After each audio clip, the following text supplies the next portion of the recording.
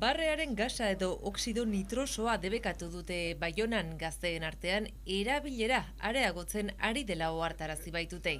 Et un peu partout, des bonbonnes, des cartouches, des tanks, Hiri guztian entre zehar guillemets, tout topatu dépend de la ditugu. dimension, avec du protoxyde d'azote.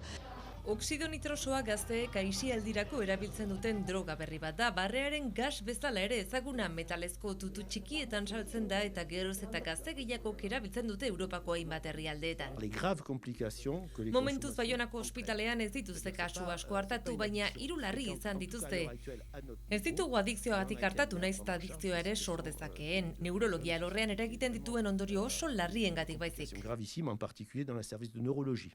Baionako herrikotxeak oharbidez adierazi duenez udazkenetik areagotzen ari den fenomenoa da hemen eta espazio publikoetan botilak eta kartutxoak topatzea ohikoa bilakatzen ari da.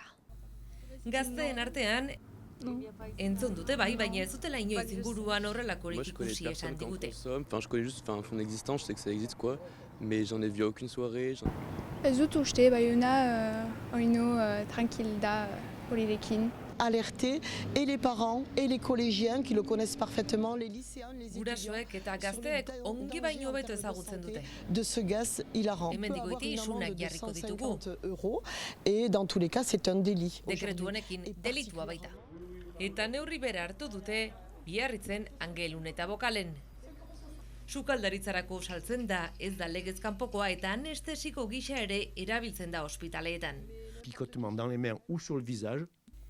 Hau ingurua eta eskuak lokartu daitezke, ez egonkortasuna, orekarik eza, ibiltzeko zailtasunak, aparatu neurologikoari kalte egiten dio batez ere gorputzaren behekaldeko aldean.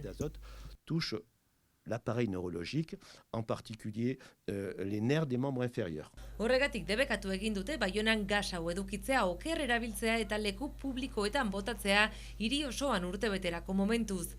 Aldi berean, Frantziako Asamblean jada lege proposamen bat eztabaidatu dute dendetan eta interneten partikularrei saltzea debekatzeko eta institutuetan prebentzio saioak eskaintzeko.